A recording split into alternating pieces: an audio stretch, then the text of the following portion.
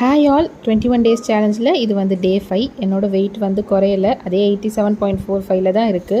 So 16 hours ஃபாஸ்டிங்கில் 15.51 பண்ணிட்டேன். என்னாச்சு அப்படின்னா, மார்னிங் ஒரு ஃபங்க்ஷன் அட்டன் பண்ண போயிருந்தோம்.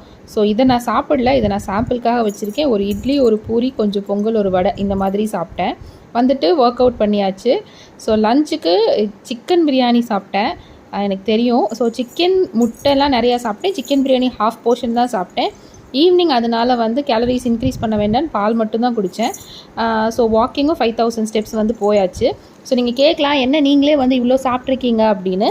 ஸோ நான் உங்ககிட்ட சொன்ன மாதிரி போர்ஷன் கண்ட்ரோல்டாக தான் நான் சாப்பிட்ருக்கேன். பாதி இட்லி தான் சாப்பிட்டேன், ஒரு கரண்டி தான் பொங்கல் சாப்பிட்டேன், கொஞ்சோண்டு கேசரி, ஒரு பூரி சாப்பிட்ருக்கேன், ஒரு வடை சாப்பிட்ருக்கேன்.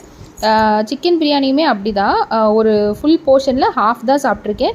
சிக்கன் அண்ட் எக்கு தான் சாப்பிட்ருக்கேன். ஸோ என்னோடய போர்ஷன் கண்ட்ரோல் கரெக்டாக தான் இருந்திருக்கு. உங்களோட டே எப்படி போச்சுன்னு மறக்காமல் கூட ஷேர் பண்ணிக்கோங்க.